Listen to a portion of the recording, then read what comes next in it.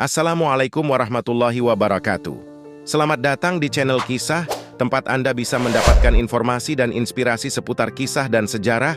Pada video kali ini kita akan membahas tentang sejarah Palestina sepanjang masa. Di tengah gema sejarah yang bergaung, terdapat sebuah negeri yang kisahnya terukir dalam lembaran waktu. Negeri yang diberkahi, tempat para nabi berpijak, dan peradaban bertumbuh. Ini adalah cerita tentang bumi Palestina, tanah yang menjadi saksi bisu atas perjalanan panjang umat manusia. Bila dilihat dari perspektif sejarah, ada begitu banyak peristiwa penting yang pernah terjadi di bumi Al-Quds. Berikut ini paparan singkat tentang sejarah panjang yang melintasi negeri ini hingga masa awal abad 21. Periode tahun 3000 sebelum Masehi. Setelah banjir besar yang menimpa kaum Nabi Nuh alaihissalam, umatnya menyebar ke berbagai wilayah.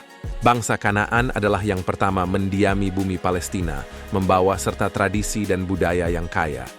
Periode tahun 2000 sampai 1500 sebelum Masehi.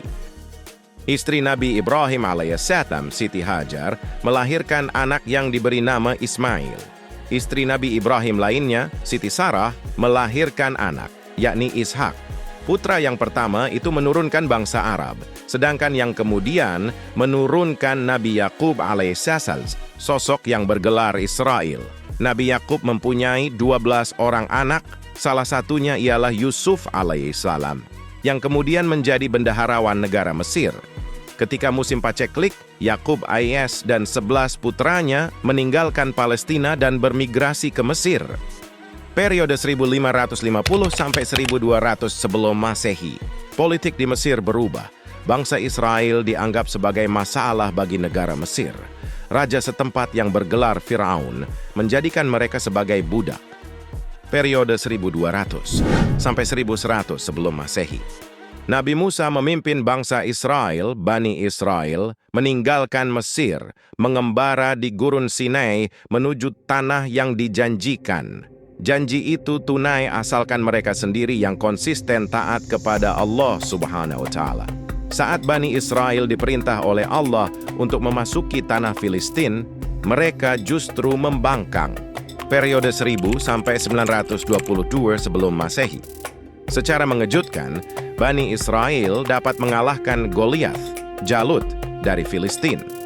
Tokoh mereka dalam hal ini ialah Nabi Daud alaihissalam. Daud lalu dijadikan Raja Israel. Pada puncak jayanya, wilayah kerajaannya membentang dari tepian sungai Nil hingga sungai Eufrat di Irak. Pada masa Daud ini, Masjid Al-Aqsa kembali dibangun. Periode 922 sampai 800 sebelum Masehi. Nabi Daud kemudian digantikan putranya, Nabi Sulaiman alaihissalam. Sepeninggal Sulaiman, Israel dilanda perang saudara yang berlarut-larut. Akhirnya, kerajaan itu terbelah menjadi dua, yakni bagian utara bernama Israel beribu kota di Samaria. Adapun bagian selatan bernama Yehuda beribu kota di Yerusalem. Periode 800 sampai 600 sebelum Masehi. Bani Israel melenceng dari ajaran Tauhid. Allah subhanahu menurunkan azab kepada mereka. Kerajaan Israel hancur usai diserang kerajaan Assyria. Peristiwa ini diabadikan pula dalam Al-Quran Surah Al-Maidah, serta Injil pada kitab Raja-Raja Pertama, periode 600 sampai dengan 500 sebelum Masehi. Kerajaan Yehuda dihancurkan lewat tangan Nebukadnezar II dari Babilonia. Dalam Injil kitab Raja-Raja kedua 23-27 dinyatakan, mereka tidak mempunyai hak lagi atas Yerusalem. Mereka diusir dari kota itu dan lalu dipenjara di Babilonia. Dalam Al-Quran Surah Al-Isra disebutkan, Bani Israel 2 kali berbuat keonaran. Dan setiap kali hal itu dilakukan, mereka akan dikalahkan. Periode 500 sampai 400 sebelum Masehi. Cyrus dari Persia meruntuhkan Babilonia dan mengizinkan bangsa Israel kembali ke Yerusalem. Periode 330 sampai 322.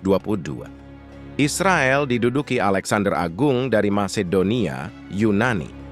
Ia melakukan Helenisasi terhadap bangsa-bangsa taklukannya. Bahasa Yunani menjadi bahasa resmi Israel, sehingga Injil pun mereka tulis dalam bahasa Yunani dari sebelumnya berbahasa Ibrani. Periode 300 sampai 190 sebelum Masehi. Yunani dikalahkan Romawi. Palestina pun dikuasai Imperium Romawi.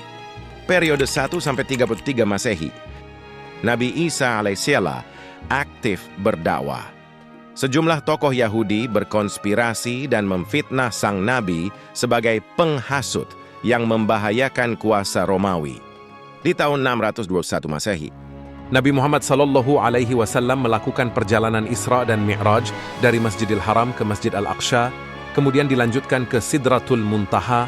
Di tahun 638, di bawah pemerintahan Khalifah Umar ibnu Khattab radhiyallahu anhu, seluruh negeri Palestina dimerdekakan dari penjajah Romawi.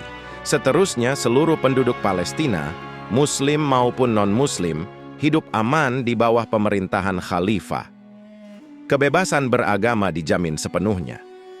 Di tahun 1076 sampai 1200 Masehi, Yerusalem dikepung oleh tentara salib dari Eropa. Tahun 1099, tentara salib menguasai Yerusalem, namun kemudian Palestina berhasil direbut oleh Panglima Islam, Salahuddin al-Ayyubi. Tahun 1187, pemerintahan berlangsung hingga tahun 1260. Pada tahun 1897, Theodor Herzl menggelar Kongres Zionis Sedunia di Basel, Swiss. Peserta Kongres Zionis mengeluarkan resolusi bahwa umat Yahudi tidaklah sekedar umat beragama, namun adalah bangsa dengan tekad bulat untuk hidup secara berbangsa dan bernegara. Mereka meminta Sultan Hamid II dari Khalifah Turki Utsmani untuk memberikan izin bagi Israel mendiami Palestina. Sultan Hamid II menegaskan tak akan melepaskan bumi Palestina kendati nyawa menjadi taruhannya. Di tahun 1916, ketika pecah Perang Dunia apa tentara sekutu, Inggris menguasai Palestina. Yahudi Jerman berkomplot untuk merebut Palestina. Tahun 1917, Menlu Inggris keturunan Yahudi, Arthur James Balfour, dalam deklarasi Balfour memberitahu pemimpin Zionis Inggris, Lord Rothschild, bahwa Inggris akan memperkokoh Yahudi di Palestina dalam membantu pembentukan tanah air Yahudi. 5 tahun kemudian, Liga Bangsa-Bangsa, cikal bakal PBB, memberi mandat kepada Inggris untuk menguasai Palestina. Pada tahun 1947 PBB merekomendasikan pemecahan Palestina menjadi 2 negara, Arab dan Israel.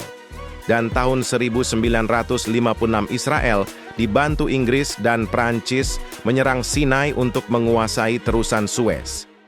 Tahun 1964 para pemimpin Arab membentuk Organisasi Pembebasan Palestina atau PLO, Palestine Liberation Organization. Dengan ini secara resmi, nasib Palestina diserahkan ke pundak bangsa Arab Palestina sendiri dan tidak lagi menjadi urusan umat Islam. Masalah Palestina direduksi menjadi persoalan nasional bangsa Palestina. Tanggal 15 November 1948, berdiri pemerintahan negara Palestina di Algeria, ibu kota Aljazair. Dengan bentuk negara republik parlementer, ditetapkan bahwa Yerusalem Timur sebagai ibu kota negara dengan presiden pertamanya adalah Yasser Arafat. Tahun 1998, konflik terus terjadi. Israel terus menggempur Palestina. Sebuah usul perdamaian saat ini adalah peta menuju perdamaian yang diajukan oleh 4 serangkai Uni Eropa, Rusia, PBB, dan Amerika Serikat pada 17 September 2002. Bahkan, upaya perdamaian ini tak dihiraukan Israel. Sekian video kali ini.